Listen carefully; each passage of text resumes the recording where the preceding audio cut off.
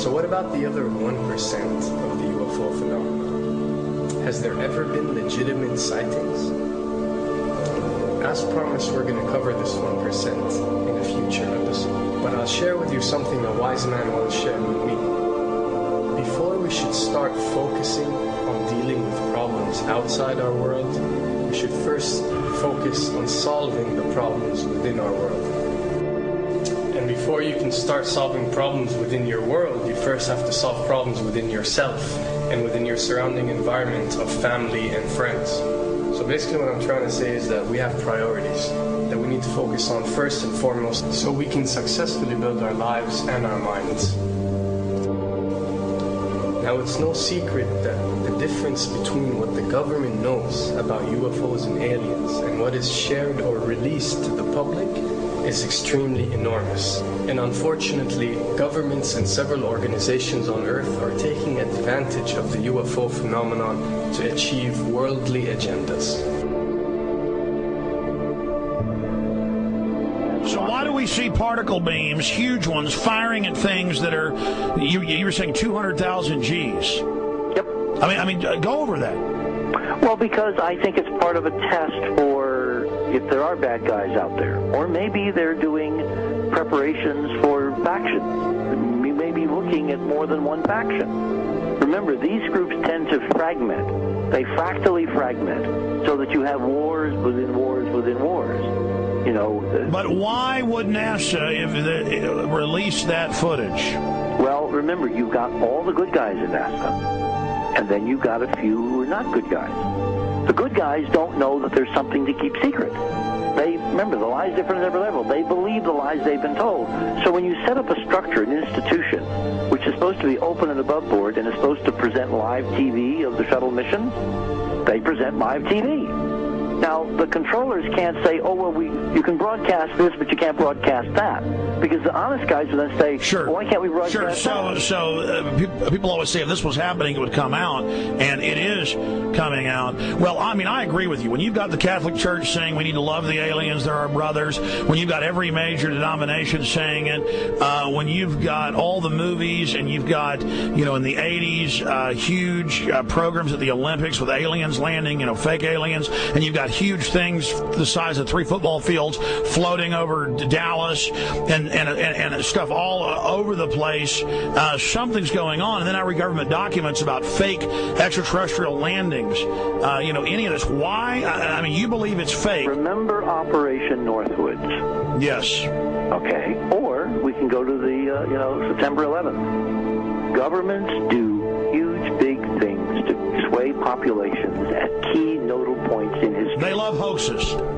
Yeah, well, it's manufactured history is what it is. We are building, all my UFO friends, I need to shake them because they're so, frankly, they're extremely naive, Alex. They really believe we're building toward disclosure.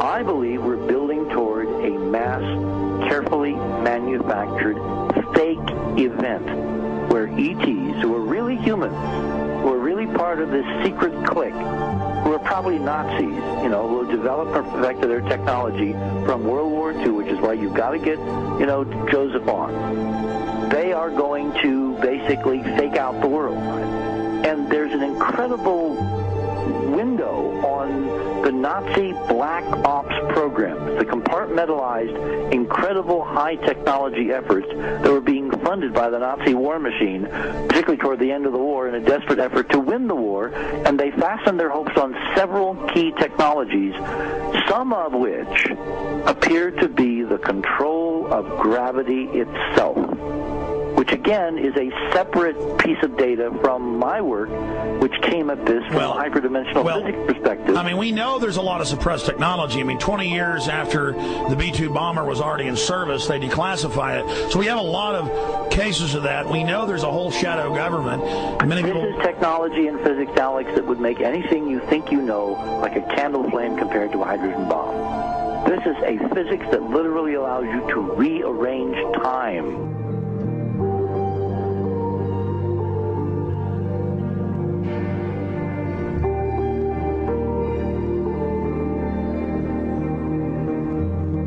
it. But I mean, imagine you've got all these compartments in these pyramids within pyramids of compartmentalization. That's why that's the New World Order symbol. And we don't know what they've got because they are so secret. We know they lie so much. We just know it's advanced. Mainline scientists say they're 30 years advanced. So Richard C. Hoagland, what I'm saying to you is, I'm entertaining what you're saying. I respect you. I think you're a great guy. My only issue is, like you said, dealing with what we know they could be up to. The fact, Alex, we have done experiments. We have our own data. We have experiments now from the Soviet Union. 30, 40 years when the Iron Curtain came down, when Glasnost finally prevailed, a huge amount of stuff was declassified from the KGB as well.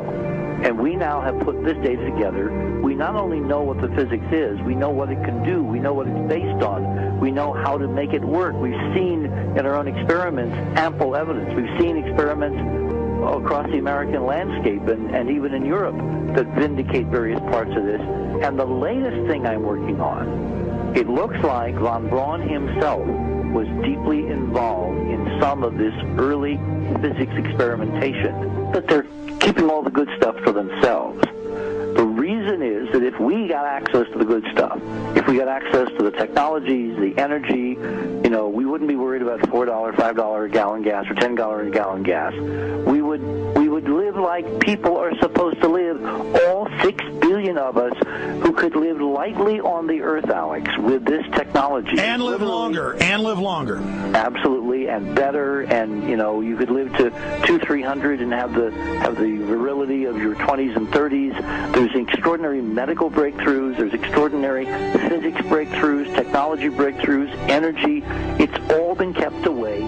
Think about it. We're already on a planet hurtling through space, all these wonders around you, and you've been taught it's bizarre to question, and that's because there's so many kooks in the alternative movement who do talk about ridiculous, Hollywood-style green men, instead of really looking at the shadow government and all these crazy secret societies that are admittedly running NASA and the shadow government. Well, ladies and gentlemen, during this talk that I'm going to give you, I'm going to explain to you the history of this phenomenon, who the secret government really is, and I will name them by name, beginning group, the study group. I will tell you who they are today. I'm going to tell you what this is all about.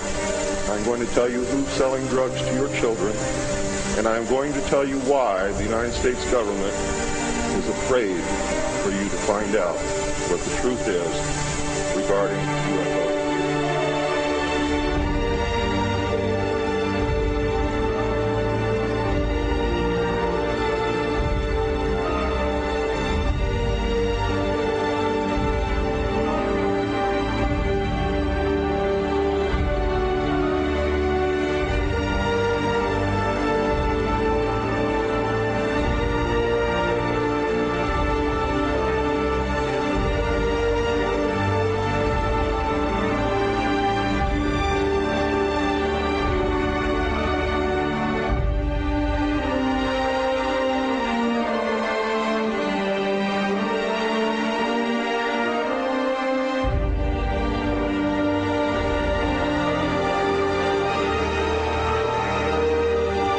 And it turns out that even though she remembered that she'd been part of the team to debrief the astronauts, she couldn't remember a thing that they said. She couldn't remember why she no longer was working with NASA. She couldn't remember. In other words, her memory lapses were enormous, and I don't think they were feigned, because we now found the same pattern in all the flight crews. Because the awful truth, Alex, is they have been brainwashed. They have been mind controlled. They have had a technology, a very sophisticated technology, which took away the real missions that they experienced.